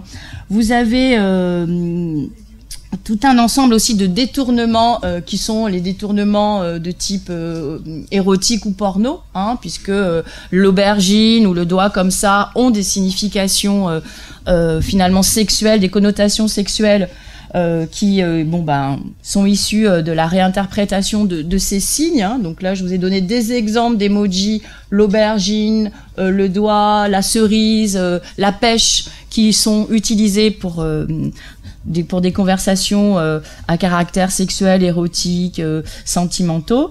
Vous avez des plaques d'emojis privatives, en fait, comme la plaque de Kim Kardashian. Donc, ce qui est intéressant, c'est qu'on peut aussi privatiser des signes, d'accord, puisqu'on peut créer n'importe quelle appli, on peut tout simplement créer son propre inventaire ou son propre répertoire de signes émojiesques, donc comme Kim Kardashian. Vous avez tout un usage dans le monde du community management, donc ça c'est mes collègues Camille Allouin et Julien Pierre qui travaillent beaucoup sur l'usage des emojis dans la communication sur Internet par les community managers. Vous avez aussi un exemple intéressant de traduction de Moby Dick entièrement en emoji. Donc ça c'est l'emoji Dick qui a été inventé. Enfin, vous avez une créativité en tant que telle autour de ces signes. On en verra tout à l'heure des usages artistiques. Mais ce qui est intéressant, c'est qu'on a affaire à une créolisation, hein, on pourrait dire, puisque c'est passé des téléphones mobiles japonais aux téléphones du monde entier. Ça vient de l'écriture idéographique et finalement ça se marie avec les écritures alphabétiques, d'accord? Quand on voit et donc en langue arabe, en anglais, hein, vous avez un métissage de signes qui viennent de cultures différentes et qui sont aussi qui viennent d'écritures différentes au sens linguistique du terme. Donc ça, c'est vraiment un typique de ce qu'on peut appeler justement une seconde visualité, puisque on a l'impression qu'en effet c'est une image, mais non, c'est un signe, c'est un mot image, hein, et qui s'est universalisé venant au départ de l'écriture idéographique dans les langues asiatiques. Alors, ce qui est intéressant aussi, c'est l'herméneutique, en fait, l'interprétation que l'on peut donner aux emojis. On a vu qu'on avait des réinterprétations, voire des connotations sexuelles données à certains emojis. Là, je vais vous montrer juste pour se détendre. Une web série. On a vraiment passé un beau week-end. Une web-série donc québécoise qui met en scène en fait voilà la façon dont on peut aussi, on doit ou pas fixer finalement les interprétations des emojis, notamment là dans une relation sentimentale. Et donc on voit que finalement les quiproquos auxquels donnent lieu les interprétations des emojis sont plutôt pour le coup amusantes. Ça peut être parfois un peu dramatique. Donc voilà, c'est une web série qui met un peu en scène toutes les jeux de langage qui peuvent, notamment sentimentaux, qui peuvent s'inventer autour de la communication avec des emojis. Alors je vais vous montrer d'autres exemples, mais bon, alors là c'est autour du corpus plutôt des snaps. Qui sont maintenant imités par les stories Instagram. Donc l'idée ici, c'est que on pense souvent que justement on a affaire à des images, d'accord. Or, quand on observe un peu la composition de ces snaps, donc là ce sont également là on est dans le même collège-lycée parisien, mais là on est plutôt sur des lycéens. Donc vous avez par exemple ici, c'est celui que je l'aime beaucoup. Donc à chaque fois, vous avez le selfie par défaut. Donc il y a cette idée que le selfie est plus une page blanche en fait, hein, plus qu'une photographie de soi. Et donc c'est une page blanche sur laquelle justement on va réécrire réécrire sur soi, à partir de soi, à propos de soi, mais pas toujours en fait. Il y a quand même cette ontologie du mobile qui est finalement de se localiser, hein, bien sûr, et de ce point de vue, de cette situation, s'exprimer. Donc ça demeure ici quand on analyse ces images. On l'exprime où l'on se trouve, dans les cas celui-ci et celui-ci. Ce qui est intéressant dans cet exemple, c'est la façon dont l'image et le texte vont s'indifférencier, puisque ici, donc, c'est une lycéenne de 17 ans qui se place devant la transcription du bateau ivre de Rimbaud à Saint-Sulpice, à Paris, qui est près d'une église à Paris. Et donc, elle avec le fameux trait rouge, hein, qu'on voit beaucoup, hélas, aussi dans le récit complotiste, elle entoure Bonace et elle se décrit ainsi. Hein. Donc là, il y a un jeu assez intéressant où vous avez un selfie, ensuite un texte qui est photographié, donc une image de texte, et par-dessus un dessin sur le texte. Donc déjà, vous avez un mix assez intéressant. Ici, vous avez le caractéristique de la bande Snap, c'est de l'esthétique, de ce qu'on appelle le Snapchat style, la bande textuelle, hein, avec le trait rouge, avec donc qui se localise, hein, il est dans la rue et je crois qu'il voit des scouts. Et donc les scouts envahissent le quartier, donc une redescription également avec ce fameux trait rouge utilisé de façon ironique. Ici, vous avez une prise de vue en situation, en mobilité, avec la barre textuelle et un usage des emojis pour décrire les rêves qui sont prêtés à ce passager de bus. Et là, vous avez évidemment les filtres. Hein. Donc ça, c'est une collégienne qui va revenir souvent, vous allez voir. Et donc, alors, ce masque Snapchat, Il a été utilisé par un journaliste récemment pour justement anonymiser des femmes qui témoignaient contre les violences sexistes en Inde. Donc vous avez dans le mobile média un usage de ces filtres qui sont plutôt utilisés justement pour se déguiser. C'est la réinvention du déguisement, du travestissement à travers ces filtres Snapchat. Mais voilà, donc c'est un exemple de la façon dont ce qu'on appelle la culture de l'image des plus jeunes est ici plutôt recréée avec des mix assez intéressants, notamment aussi la possibilité de dessiner sur les images. Donc l'image en fait c'est plus une page blanche, le selfie c'est plus une page blanche par défaut sur lequel on va justement composer, aménager dans des ensembles de signes qui peuvent être à la fois du texte, mais aussi ces mots images qui sont les emojis, plus cet artefact qui est le filtre. Sur le selfie, je vous ai mis un petit clin d'œil. Sur le selfie, notamment autour de Snapchat, ce qui s'est inventé avec Snapchat, c'est justement la temporalisation en fait de la photo. Donc on pense que finalement le temps advient dans la culture de l'image avec la mise en séquence de 2 images. Donc quand on met du temps entre 2 images, là on a mis du temps avec Snapchat dans la réception de l'image elle-même. Et ce qui a produit des usages intéressants, des effets de drama, des effets de frustration. Donc il y avait l'idée souvent quand on interviewe les collégiens qu'ils ont l'impression qu'ils vont programmer ou télécommander, avec la métaphore de la télécommande, télécommander ou programmer leur copain ou leur copine parce qu'ils vont mettre un petit temps de réception du snap. Donc là, c'est par exemple une scène que j'ai reconstituée, une jeune fille qui part pour la première fois, donc elle a 18 ans, elle était à la gare du Nord. Il y avait encore ce tableau. Elle part pour la première fois à l'étranger, à Londres, je crois.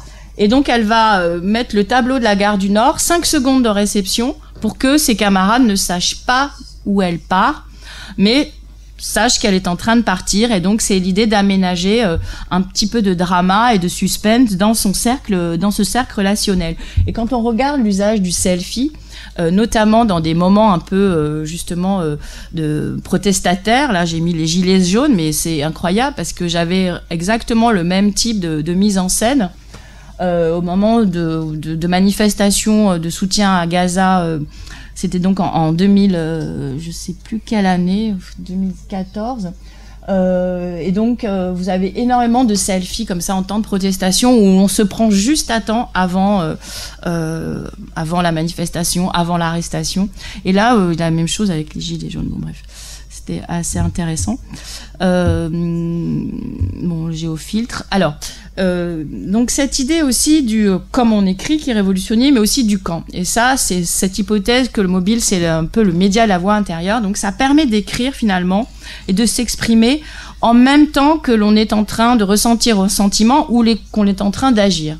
Et vous avez tout un ensemble d'usages donc qui relèvent de ce qu'on peut appeler justement l'agentivité, c'est-à-dire on va agir sur soi par l'intermédiaire de l'expression par une application, par un service de messagerie mobile ou par un tweet par exemple.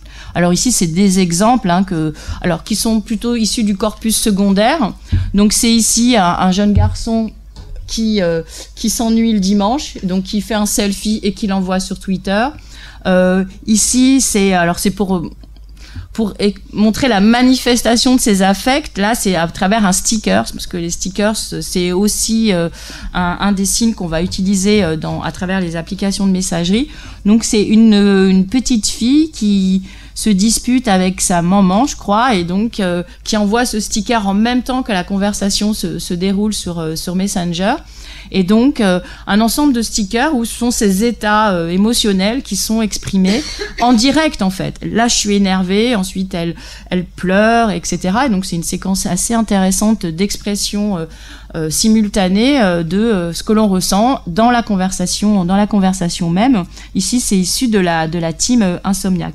Donc, il y a l'idée vraiment que une partie de nos ressentis, de nos émotions peut être exprimée. Donc, c'est une façon, finalement, de communiquer avec soi-même pour chasser l'ennui, pour expulser sa colère.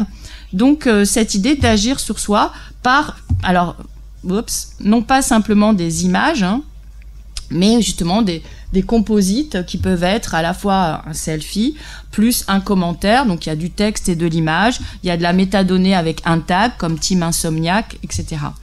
Il y a tout un corpus que j'avais aussi collecté autour de l'ennui à l'école, et donc comment exprimer l'ennui, alors avec des gifs, avec des mèmes, avec des snaps, des captures d'écran de snap. Donc c'est aussi une façon d'exprimer son ennui, son stress vis-à-vis des examens, etc. Et de les publier parce que ça, donc, c'était un corpus qui était collecté sur Twitter autour de l'école. Ici, donc, c'est un autre exemple, alors pour le coup assez intéressant au plan aussi du comment on écrit et du quand on écrit. Donc ça, c'est sur l'application Periscope. Donc c'était un samedi après-midi. Donc ça, c'est l'hypothèse un peu de Dana Boyd qu'on traîne sur les réseaux sociaux. C'est-à-dire que finalement, sachant que l'espace public n'est pas toujours, notamment pour les filles, totalement hospitalier, c'est qu'on va, parce que les parents ne vous l'autorisent pas, etc., on va finalement traîner sur les réseaux sociaux et par exemple traîner sur Periscope, qui est une application de live mobile en face cam, et donc qui est utilisée notamment par les lycéens quand ils s'ennuient, donc filmer leurs cours, pendant le cours. Le soir, ce sont les prisonniers, ça c'est assez intéressant, il y a pas mal de périscopes en prison, donc c'est une façon, le périscope, c'est une façon de donner à voir des espaces qui sont justement cachés ou difficiles d'accès. Et là, c'était un samedi où vous aviez toutes sortes d'invites à viens me voir, je m'ennuie, et donc vous aviez des jeunes filles notamment qui se prêtaient à la conversation. Et ce qui est intéressant, c'est que par précaution, face notamment au harcèlement, vous avez des cadrages chez les jeunes filles assez caractéristiques, avec souvent juste la moitié du visage, ou juste les yeux, juste la bouche. Donc l'idée de ne pas s'exposer plein écran pour se protéger justement du harcèlement, qui est très très présent sur Periscope.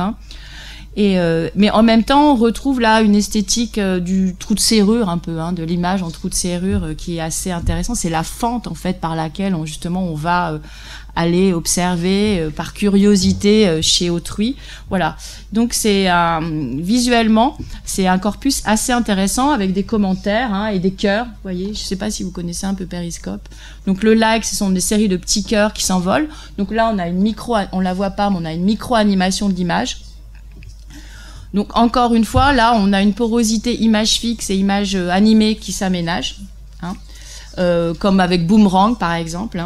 Donc ce qu'on appelle la micro-animation, qui est aussi typique de ce que le mobile fait à la culture visuelle, notamment en créant des micros images mobiles au sein d'une vidéo par exemple, d'avoir des régimes de mobilité différenciés au sein d'une même image, on va dire, vidéo par exemple, un cœur qui s'envole. Vous avez ensuite le chat, les commentaires qui s'empilent les uns sur les autres. Voilà. Donc Periscope a été assez utilisé en mobile journalisme, notamment par quelqu'un qui a maintenant chez Brut, qui s'appelait Rémi Buzine. C'est lui qui a donné un peu ses lettres de noblesse en termes de reportage à Periscope. Ça a été extrêmement utilisé pendant Nuit debout aussi. Donc il y a tout un usage aussi en tant qu'outil de médiatisation qui est assez intéressant à connaître. Donc l'hypothèse ici, c'est qu'à travers finalement le fait d'exprimer son ennui, d'exprimer son insomnie, et ça donne lieu, on le voit quand même, à des formes culturelles pas inintéressantes qui peuvent s'inscrire dans l'histoire même des images, en histoire de l'art. Il y a des thèses entières consacrées à la fente, par exemple dans les tableaux de la Renaissance, cette figure de la fente. Donc on voit qu'on a affaire à des formes culturelles qui naissent de ces applications et des interactions qui sont véhiculées par ces applications de messagerie sociale type Periscope, type Snapchat. Et ce qui est intéressant, c'est qu'on a vu aussi avec le fait de créer du suspense par la fait de temporaliser la réception, par exemple du snap, on voit que à travers toutes ces expressions et ces formes culturelles qui en naissent, on a finalement une esthétique ordinaire qui se met quand même en place et qui n'est pas inintéressante à observer. Et ça m'a donné l'hypothèse que finalement, d'une existence un peu banale, un peu ennuyeuse, enfermée entre quatre murs de sa chambre ou de son collège ou de lycée, les plus jeunes transfiguraient un peu ce banal à travers justement ces différents outils qui sont les applications, qui sont les mobiles et toutes les formes qui peuvent en être. Et donc ils créent un peu ce qu'on peut appeler un ready-made. Un ready-made, c'est ce que Duchamp avait désigné comme une œuvre d'art qu'il avait créée à partir de la transfiguration d'un urinoir. Hein.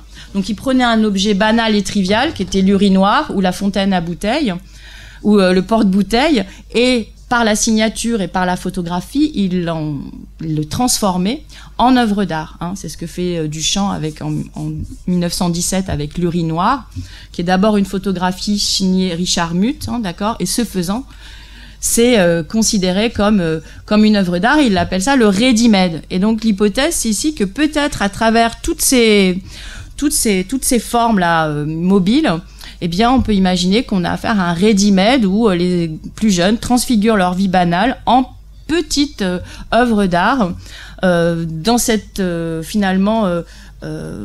cette vie qui est en même temps qu'elle est vécue, qu'elle est agie, est transfigurée, est écrite et composée via les mobiles qui sont aussi donc des stylos et pas seulement des écrans. Donc il y a cette idée de screenager aussi, c'est-à-dire on vit avec des écrans et tout au long d'une journée, eh ben on va peut-être de façon un peu récréative composer une petite forme, donner forme à cette vie, d'accord ? Comme Duchamp, à partir d'un urinoir, transfigurer cet objet banal en une œuvre, d'accord ? Donc il y a cette idée de transfiguration du banal qui est une notion d'un historien de l'art qui s'appelle Arthur Danto, qui a travaillé sur Duchamp et qui a donc développé cette idée qu'il y avait une transfiguration du banal à l'œuvre chez Duchamp, mais chez les dadaïstes aussi. Hein. C'est de faire du banal une œuvre à travers un travail de création ordinaire, artistique, comme on va voir, qui peut être aussi artistique, comme on va voir un peu plus loin. Voilà. Donc ça, c'est des exemples que je trouve assez parlants. C'est notamment la story, aujourd'hui, qui est donc à la fois imitée de Snapchat, si on connaît un peu l'histoire des applications de messagerie sociale. Donc Snapchat avait permis à ce que les snaps qui étaient éphémères de pas plus de 10 secondes puissent être conservés pendant une journée, 24 heures, d'accord ?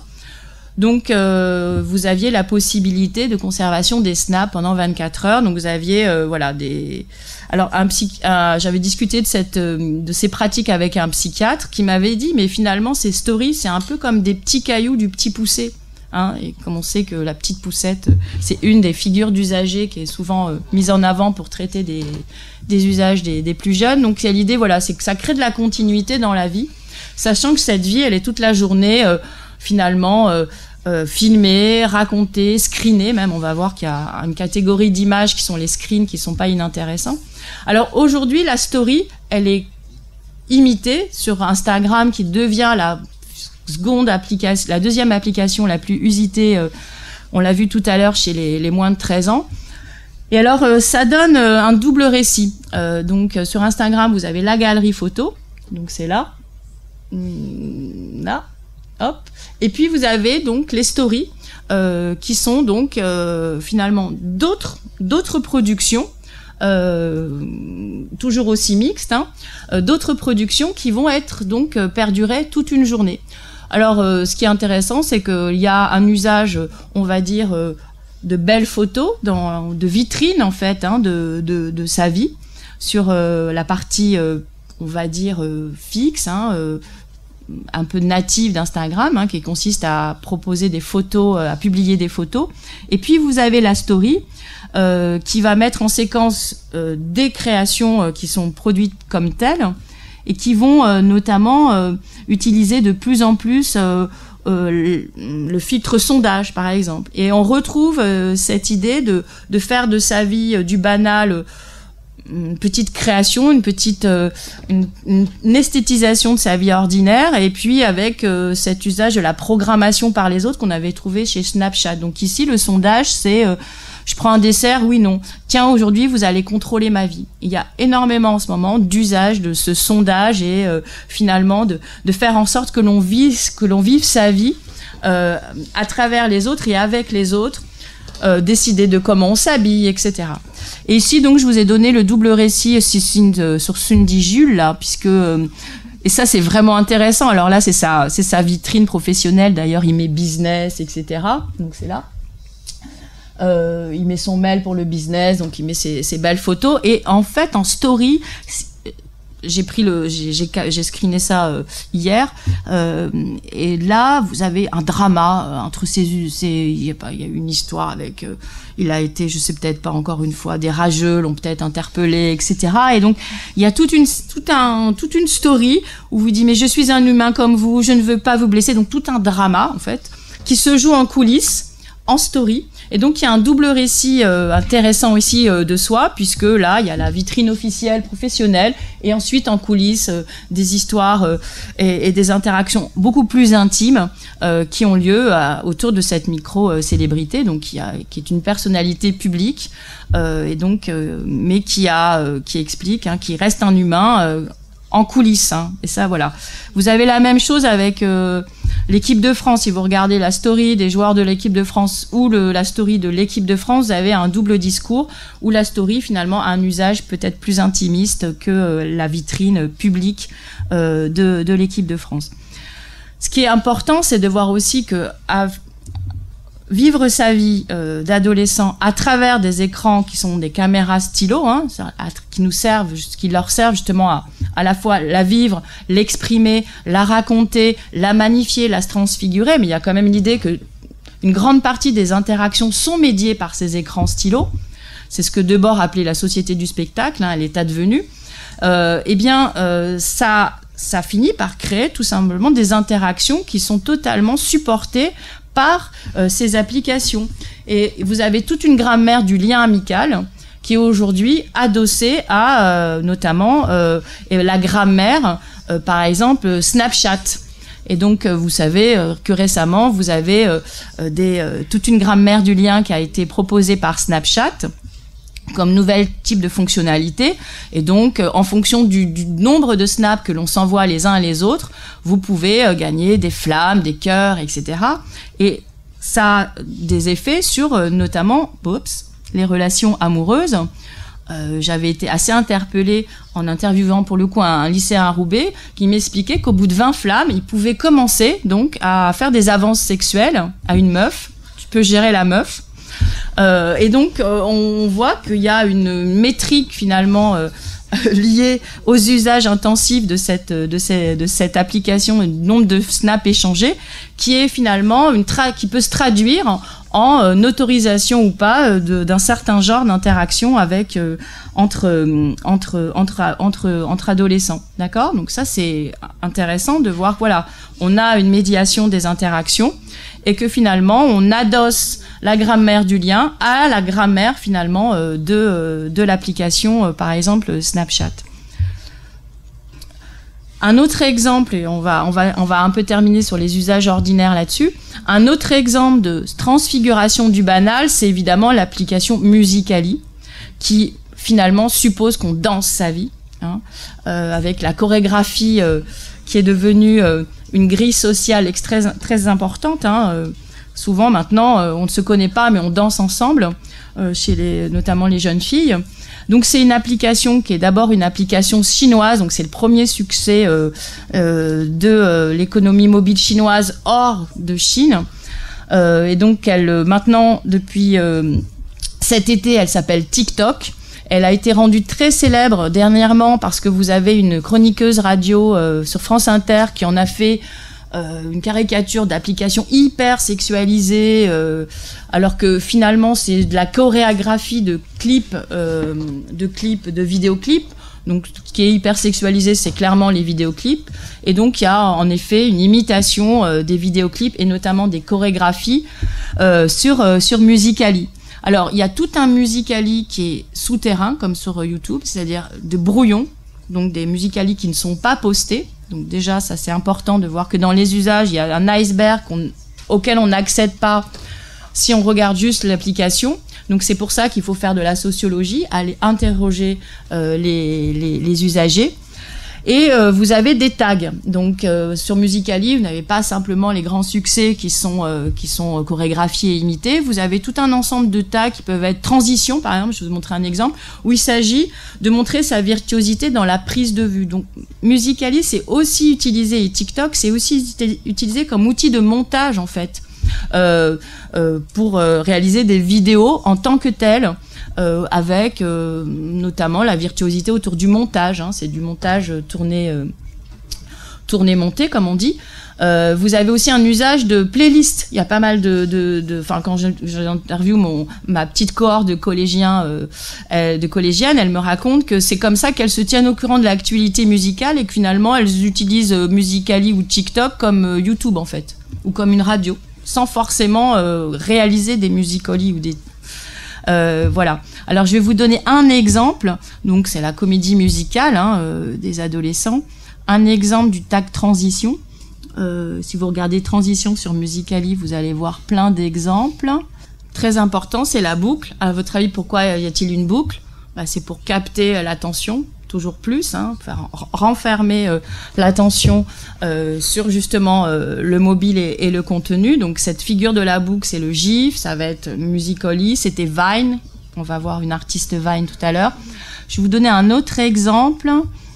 Alors ce que vous observez dans Musical.ly, c'est énormément de Musical.ly réalisé pendant des temps de déplacement, donc en mobilité, donc c'est vraiment agir et finalement écrire quand on agit, c'est-à-dire le temps d'un déplacement où l'on va s'ennuyer, se déplacer, marcher, c'est ennuyeux. Donc qu'est-ce qu'on va imaginer ? De réenchanter ce moment un peu ennuyant, un peu blanc dans son existence et de le réenchanter en tournant un petit Musical.ly et en le trouvant stylé. Donc à travers ces petits jeux d'ombre et de lumière, etc. Donc on voit quand même un usage, je trouve, assez créatif dans les jeux de lumière qui sont ici réalisés. Alors dernier exemple dans les usages créatifs, donc c'est cette idée que la vie est filmée en continu quasiment et que ce faisant, donc quand on veut réaliser une photographie de la vie ou quand on veut capter la vie, qu'est-ce qu'on va faire ? On va capturer des images, on va capturer des vidéos. Donc on va réaliser ce qu'on appelle des screens, d'accord ? Et donc ce sont des images d'images ou des pseudo-images qui sont photographiées et qui vont constituer des contenus qui vont de nouveau circuler. Et donc c'est des images d'images d'une vie qui est en permanence imagée, qui peuvent aussi donner lieu à des interactions plus ou moins sympathiques du type j'ai les screens de Maëva qui les veut parce que justement on a sur Snapchat réussi à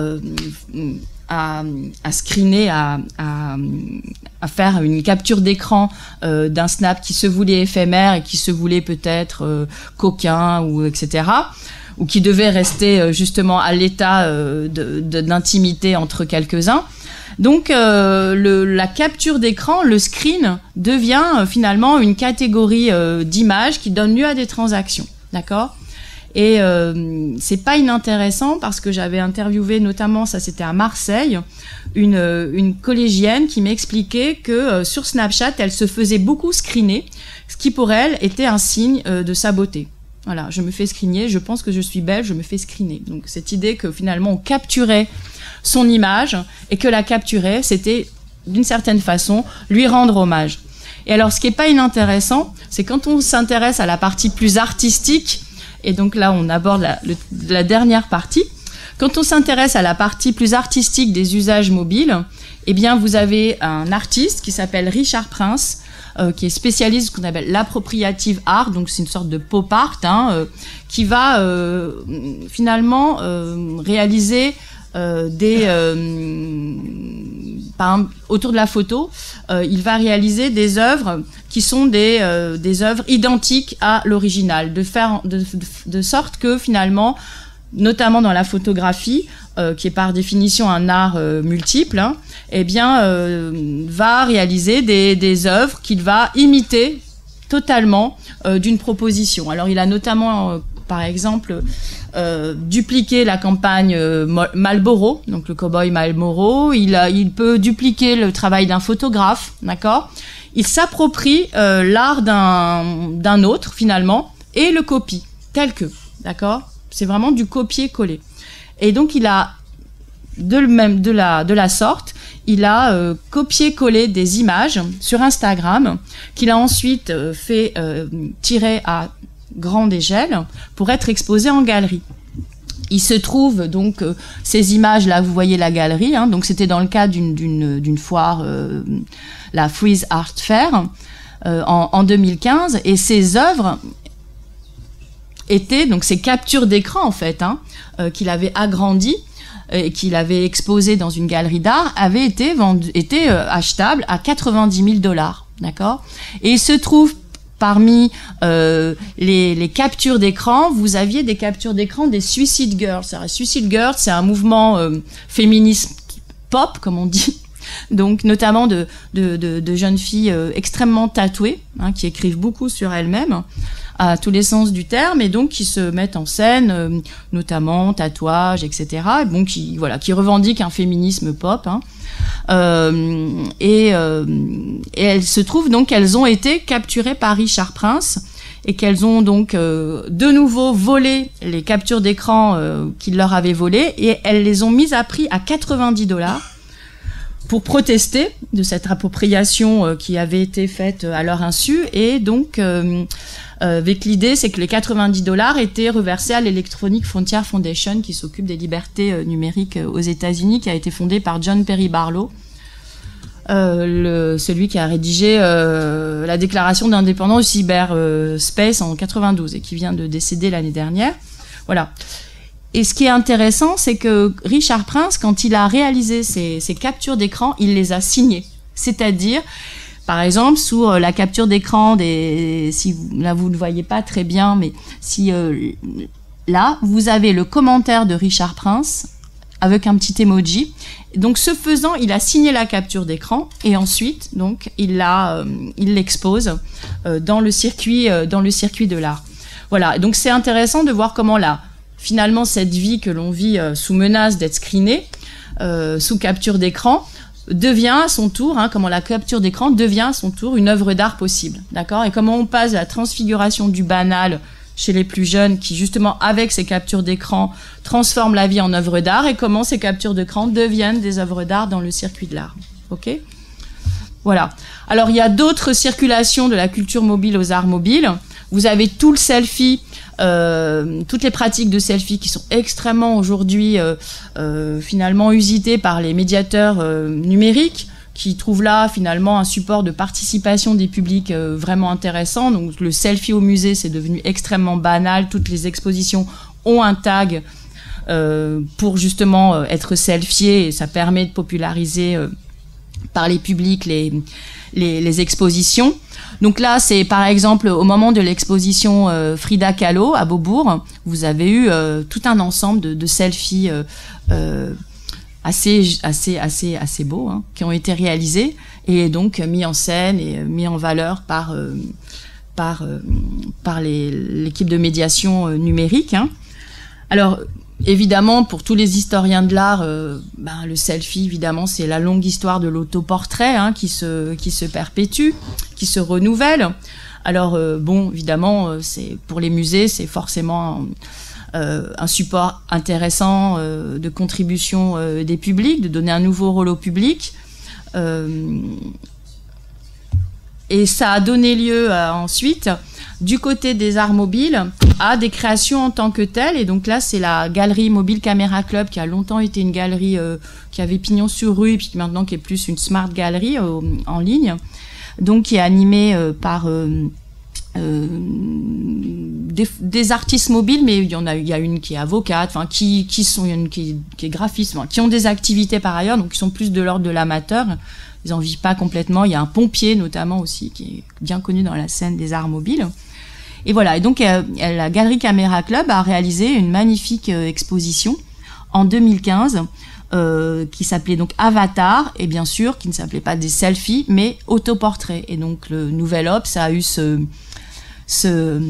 titre assez intéressant lorsqu'il a rendu compte de l'exposition. Plus de selfies, Dieu merci, mais des autoportraits. Donc l'idée, c'était de réintroduire finalement le selfie dans l'histoire de l'art, et donc de faire en sorte qu'il y ait un retour à l'ordre esthétique, hein, et qu'on finalement propose une continuité dans la représentation de soi, en oubliant peut-être le moment selfie qui relève plus justement des usages ordinaires, galvaudés, etc., de l'autoportrait. D'accord ?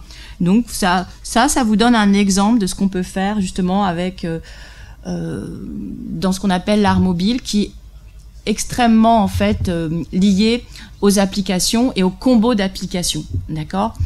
Pendant le colloque Food Porn, justement, la Galerie Art Mobile va nous faire des ateliers, et donc ça s'appelle App Mixer, parce qu'il y a vraiment l'idée que c'est des combos d'applications, des recettes d'applications que l'on va utiliser les unes après les autres pour créer ce type d'effet, des trucages, il y a le côté aussi digital painting, voilà. Donc tout un ensemble de réalisations qui ont une intentionnalité là artistique.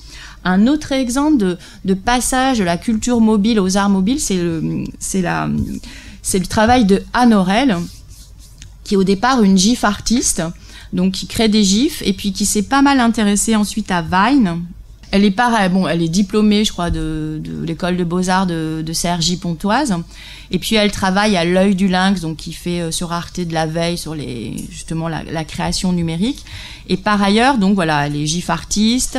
Elle était longtemps Vine artiste, hein, donc c'était la boucle de 6 secondes. Hein, donc pour elle, le GIF et Vine, c'était ça allait de soi. Ensuite, elle réalise aussi de l'emoji art. Donc elle appose des petits emojis sur les tableaux célèbres. Et ce qui est bug. Et ce qui est assez intéressant chez elle, c'est cette idée qu'on est à un moment de création proprement digitale, parce que quand on la regarde réaliser ces créations mobiles, hein, elle les réalise donc avec les mains, hein, et en traitant finalement les signes comme des pigments, hein, qu'elle va placé sur une image. Donc je l'ai filmé en train de créer. Voilà. Je vais me faire auréliser. Je raconte des bêtises. Hein. Donc c'est pour vous montrer un petit peu comme elle...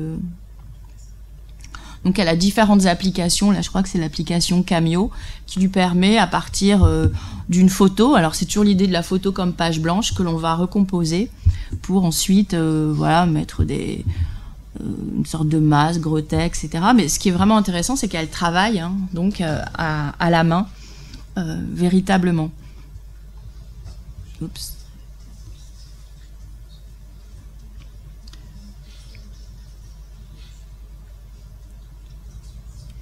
C'est le click share qui...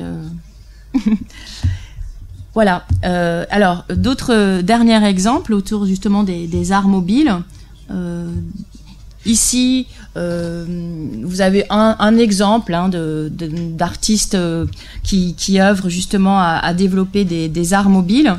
Ici, vous avez 3 artistes,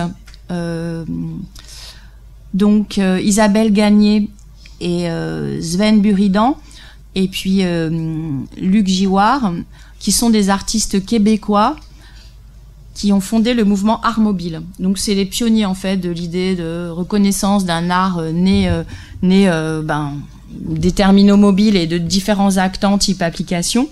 Donc là, Luc Giward, il travaille beaucoup autour du drone art, donc il réalise des prises de vue par drone.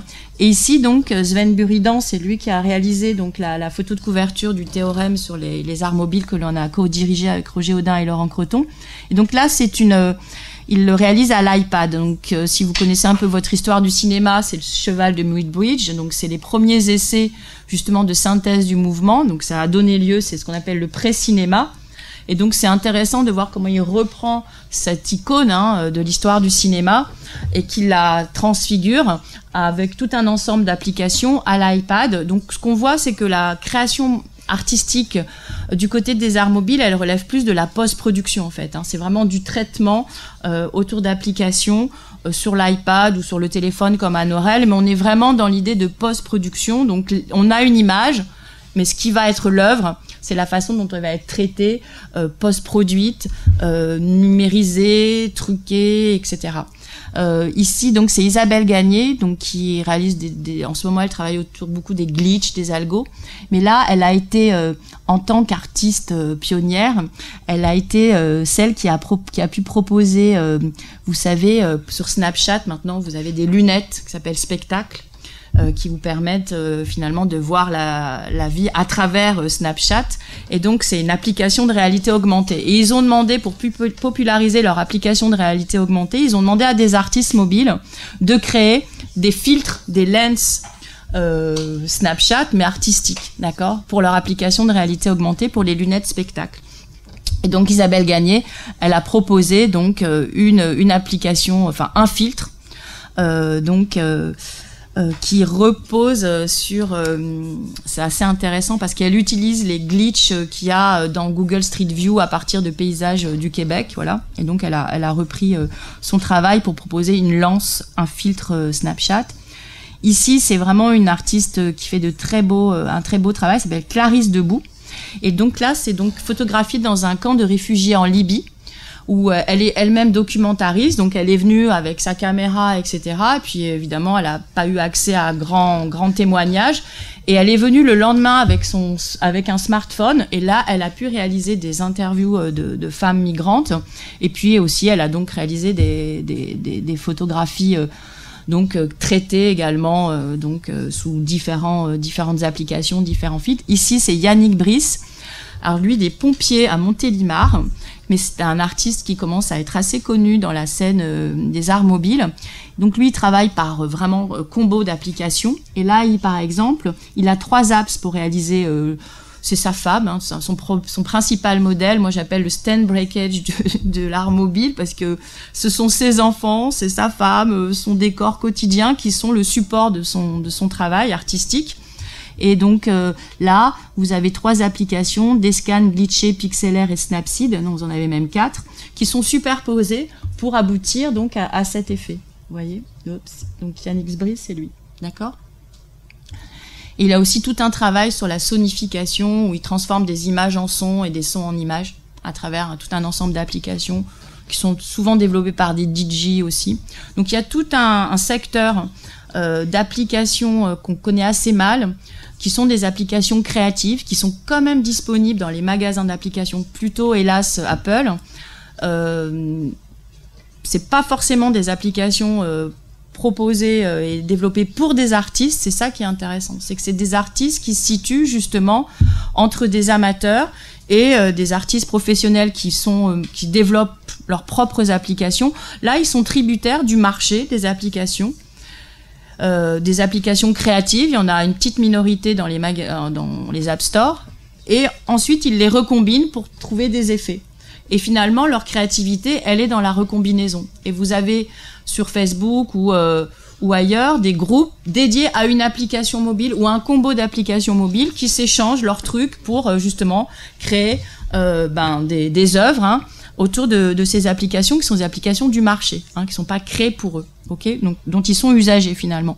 Là, vous avez comment s'appelle-t-il, Jun Young-jaek, qui a créé un magnifique emoji art à partir du portrait de Kim Kardashian. Tout ça, c'est réalisé en emoji. Donc vous avez un composeur d'emoji. Et ici, donc c'est François Dourlan qui réalise du Pixup. Il superpose des photos mobiles sur la vie réelle. Et aujourd'hui, il est maintenant, il fait partie d'une écurie de talent, comme on dit chez Melting House, et donc maintenant il est ambassadeur Disney. Voilà. Ça fait partie de la façon dont l'économie numérique mobile et créative est quand même beaucoup liée aussi à l'économie de l'influence. Voilà. Donc ça, c'est des exemples. dont on parle justement dans le théorème 29 disponible aux presses universitaires de la Sorbonne. Nouvelle, voilà. J'ai terminé. Est-ce que vous avez des questions, etc.